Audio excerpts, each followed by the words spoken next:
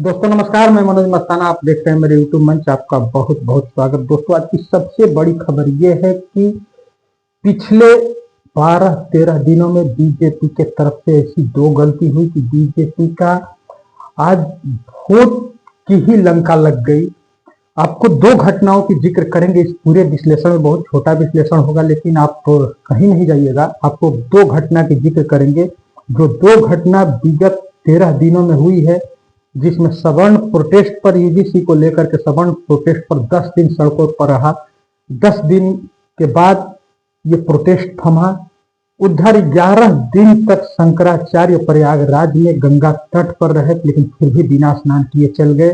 और ये दोनों मैटर कहीं ना कहीं बीजेपी से डायरेक्ट कनेक्टेड है, और इसमें अब बीजेपी की लुटिया डूबते जा रही है। इसी का हम आज विश्लेषण करने वाले हैं। तर्क से आपको एक तस्वीर हम क्लियर करेंगे। आप कहीं नहीं जाइएगा। और चैनल पर पहली बार है तो प्लीज आप चैनल को सब्सक्राइब कर लीजिए, बेल आइकन प्रेस कर लीजिए। दोस्तों हमारा चैनल किसी के सपोर्ट, किसी धरना सेठ के सपोर्ट से नहीं चलता है, बस आपके सहयोग और समर्थन से चलता है। इसलिए प्लीज आप अपना समर्थन और सहयोग जरूर करिए। प्लीज सब्सक्राइब कर लीजिए। अगर फेसबुक पेज पर देख रहे हैं तो पेज को फॉलो कर लीजिए। आइए दोस्तों खबर की तरफ शुरू करते हैं। खबर सबसे पहले हम शंकराचार्य और योगी आदित्यनाथ के विवाद पर चलते हैं, जो कि पिछले आज 13 दिन तक ये खबर ट्रेंडिंग में चली।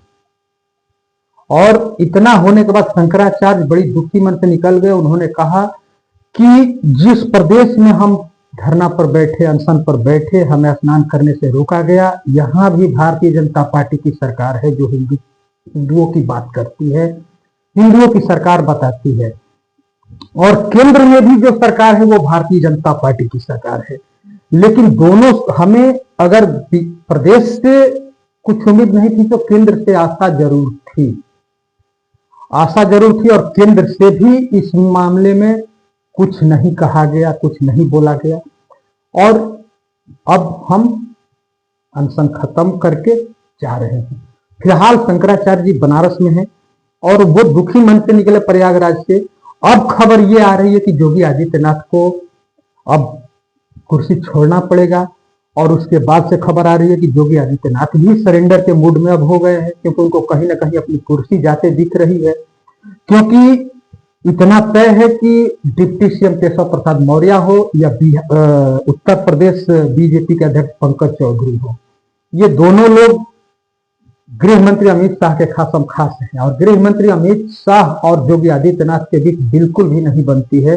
ये तय है योगी आदित्यनाथ को रिप्लेस करने के लिए गृह मंत्री लंबे समय से प्रयासरत है, लेकिन रिप्लेस नहीं कर पा रहे थे। तो क्या ये वजह, शंकराचार्य वाली वजह बनेगी क्या, योगी आदित्यनाथ को रिप्लेस किया जाएगा? क्योंकि इस तरह की खबरें पूरे जोरों शोरों से अभी चल रही है। दोस्तों आप खबर में देख रहे होंगे तो योगी आदित्यनाथ सरेंडर के मूड में है। वो इस ऐसे पता चलता है कि जब शंकराचार्य प्रयागराज छोड़े, उससे एक दिन पहले जिस प्रशासन ने शंकराचार्य के साथ मारपीट, उनके शिष्यों बटकों की घसीट घसीट करके पिटाई की थी, बड़ी बुरी तरह से पिटाई की थी, घंटों पिटाई की थी, वही प्रशासन शंकराचार्य के शिविर के बाहर जाता है। कैंप है, उस कैंप में बैठता है, मीटिंग के लिए ऑफर देता है। शंकराचार्य या शंकराचार्य के जो शिष्य है, करीबी हैं, वो कोई नहीं जाते हैं, लेकिन वही के मंदिर के जो शंकराचार्य के साथ थे आचार्य जी, उनको भेजा जाता है बात करने के लिए। वो जाते हैं बात करने के लिए। प्रशासन झुकता है, माफी मांगता है और कहता है कि हम इनको पालकी से, हम ही अगर हटाए हैं तो हम पालकी से ले जाकर के इनको स्नान कराएंगे, कुछ वर्षा भी करेंगे। कुछ वर्षा तक की बात की जाती है। आपको लगता है कि इस प्रशासन की हिम्मत थी कि शंकराचार्य को स्नान से रोक सकता था? अब कहीं ना कहीं ये कड़ी को योगी आदित्यनाथ से जोड़ करके देखा जा रहा है। मैं नहीं कह रहा हूं, इसे जोड़ करके देखा जा रहा है, लोग कह रहे हैं। और तो योगी आदित्यनाथ के इशारे पर प्रशासन ने शंकराचार्य को रोका, और योगी आदित्यनाथ के ही इशारे पर यह प्रशासन गया पैचअप के लिए। लेकिन आचार्य जी जो गए थे शंकराचार्य की तरफ से, उन्होंने कहा कि ठीक है, ये अगर आप चाहते हैं तो लिखित में दीजिए। लेकिन प्रशासन लिखित में देने के लिए तैयार नहीं हुआ। मामला वहीं थम गया और वहां से अगले रोज शंकराचार्य जी बनारस आ गए हैं। तो यहां पर हिंदुओं में खासी नाराजगी थी और भारतीय जनता पार्टी का वोट बैंक जो है, कोर वोटर्स जो थे हिंदू वोटर, वो अब कहीं ना कहीं बीजेपी से अलग हो गए हैं। क्योंकि आप सोशल मीडिया पर हर जगह देख रहे होंगे जिस तरह से बीजेपी को ट्रोल किया जा रहा है, ये आपसे छुपा नहीं है दोस्तों।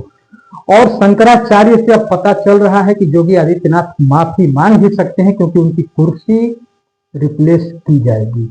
क्योंकि अमित शाह का परसों अहमदाबाद में एक कार्यक्रम था, वहां उन्होंने सीधे सीधे कहा कि जो सनातन का विरोध करेगा, जो सनातन विरोधी होगा, जो सनातन पर प्रहार करेगा, वो सरकार कभी रिपीट नहीं होगी, वो सरकार वापसी नहीं करेगी सत्ता में। वो सीधा सीधा योगी आदित्यनाथ पर ही अमित शाह का बयान था और उसे योगी आदित्यनाथ के प्रकरण से ही जोड़ करके देखा जा रहा है।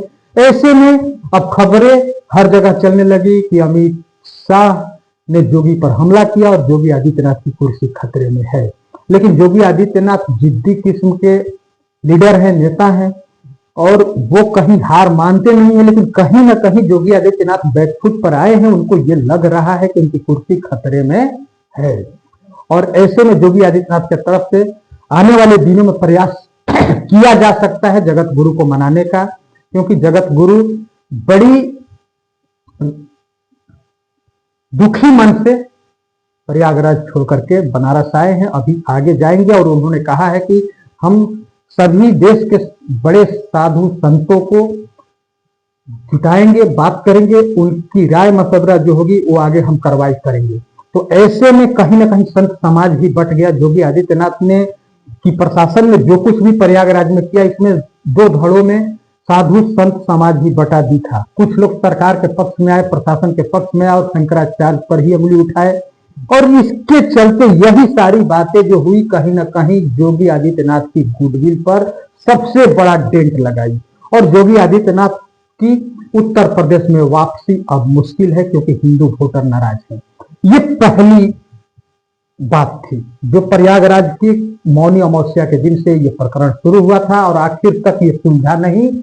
और सुलझने के लिए थोड़ी सी पीछे अगर योगी की प्रशासन गई भी तो लिखित देने के लिए तैयार नहीं हुई, इसलिए ये मामला सुलझा नहीं।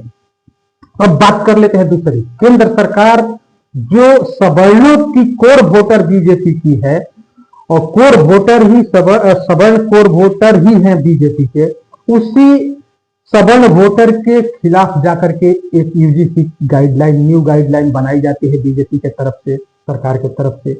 और उसके बाद से सवर्ण सड़कों पर आ जाते हैं, छात्र आ जाते हैं, प्रधानमंत्री ट्रोल किए जाते हैं, 10 दिन तक सड़कों पर उबाल रहता है, जगह जगह सड़क पर सवर्ण प्रोटेस्ट कर रहे होते हैं और कहते हैं कि आखिर समय तक, जब तक खत्म नहीं हो जाएगा तब तक हम छोड़ेंगे नहीं। लेकिन सुप्रीम कोर्ट से कल आंशिक ही राहत मिली, लेकिन राहत मिल गई और सुप्रीम कोर्ट ने इसे फाइनली रोक दिया, स्टे लगा दिया। और केंद्र सरकार और यूजीसी दोनों को निर्देश दिया कि फिर से नई गाइडलाइन बनाई जाए और फिलहाल 2012 वाले जो रूल रेगुलेशन है यूजीसी का, वही लागू कर दिया गया है सुप्रीम कोर्ट के आदेश से। यहां सवर्ण तबका खुश हुआ, लेकिन इसमें सबसे बड़ी बात यह रही कि केंद्र सरकार चुनाव को देखते हुए ही इस तरह के बिल लाई थी ताकि आगे आने वाले चुनाव में लाभ मिले। लेकिन उसका बहुत बड़ा नुकसान भारतीय जनता पार्टी को अब होने जा रहा है, क्योंकि सवर्ण वोटर को सुप्रीम कोर्ट से राहत मिली है, लेकिन सवर्ण वोटर बीजेपी से अब भी नाखुश हैं।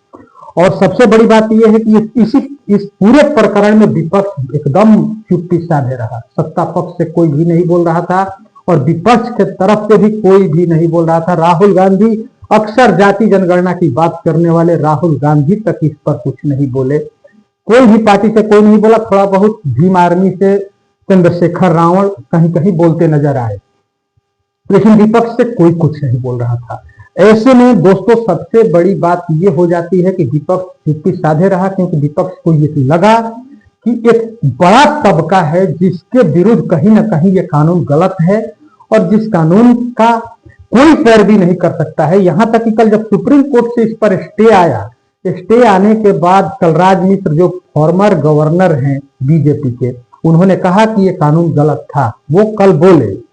कुछ लोग बोल रहे हैं, ब्रजभूषण शरण सिंह बीजेपी के नेता हैं उत्तर प्रदेश से, और ब्रजभूषण शरण सिंह ने बोला, उन्होंने कहा कि ये एक तरफा फरमान है और ये इस पर पुनर्विचार की आवश्यकता है, ये कभी मान्य नहीं होगा। कुछ लोग बोले, राजा भैया बोले सवर्ण तबका से, लेकिन एक तरफ से दोनों तरफ, सत्ता हो, पक्ष हो या विपक्ष हो, दोनों तरफ चुप्पी साधी गई।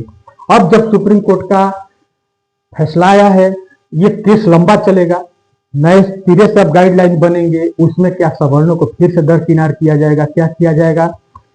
इस बिल का विरोध क्यों हो रहा था? इस बिल का विरोध इसलिए हो रहा था कि इसमें जो नियम बनाए गए थे वो बिल्कुल एक तरफा थे।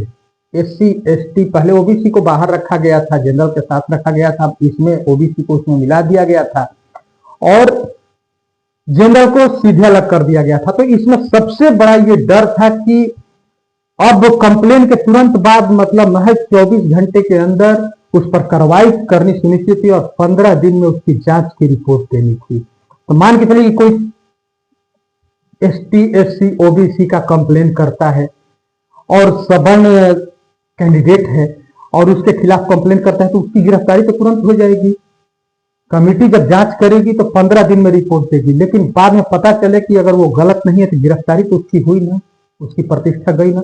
यही सब मुख्य बातें थी जिसका विरोध हो रहा था और सवर्ण सड़क पर था और सुप्रीम कोर्ट ने इस मामले को फिलहाल रोक दिया है। 19 तारीख को इसमें सुनवाई होनी है और 19 तारीख के बाद ये केस अब लंबा चलेगा, लेकिन अब नई गाइडलाइन आएगी ही आएगी। अब देखना है ये है कि बीजेपी कुछ रिपेयर करने की कोशिश करेगी क्या, क्योंकि कहीं ना कहीं बीजेपी को बहुत बड़ा डेंट लगा है। सवर्ण वोटर को बीजेपी ने साफ तौर पे नाराज कर दिया है। सवर्ण कहीं से भी अब बीजेपी के तरफ जाते नहीं दिख रहे हैं। ऐसे में प्रधानमंत्री मोदी के लिए भी मुश्किल की राह आगे होनी है 2029 के चुनाव में, और आगे जो भी प्रदेश के चुनाव लड़ने जा रहे हैं, चाहे वो आसाम हो या उत्तर प्रदेश हो और चाहे बंगाल हो, तो कहीं ना कहीं बीजेपी को फेस करना ही होगा, क्योंकि अपनी ही करनी के चलते बीजेपी अपना सबसे बड़ा नुकसान कर ली। क्योंकि कहीं ना कहीं सवर्णों की पार्टी बीजेपी ही मानी जाती थी। एक मुश्त वोट सवर्णों का बीजेपी को ट्रांसफर होता था, कोई और पार्टी में जाता था तो इक्का दुक्का वोट ही जाता था, लेकिन एक मुश्त वोट बीजेपी में ट्रांसफर होता था, जिस वोट को बीजेपी ने फिलहाल तो गंवा दिया है। इसके दो कारण है। पहला, शंकराचार्य विवाद, हिंदुओं के सर्वोच्च धर्म गुरु का स्नान करने से रोका गया।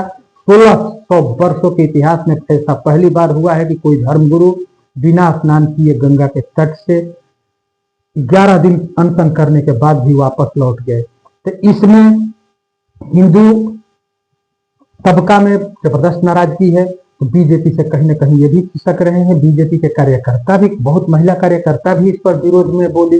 उसके बाद दूसरी प्रकरण UGC गाइडलाइन, जिस पर स्टे लग गया है फिलहाल, ये है कि सवर्णों को नाराज कर दी। तो कहीं ना कहीं हिंदू वोट जो है बीजेपी से अभी एक बड़ा मार्जिन बीजेपी से खिसक रहा है। ये हम नहीं कहेंगे कि टोटली खिसक गया है, लेकिन एक बड़ा तबका जरूर खिसक गया है।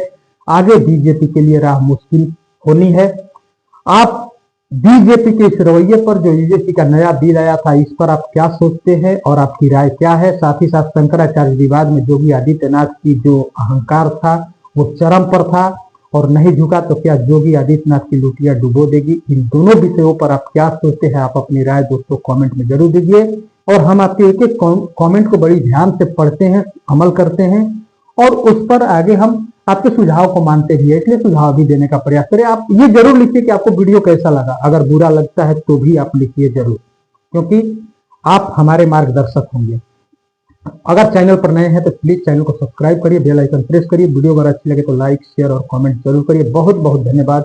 नमस्कार।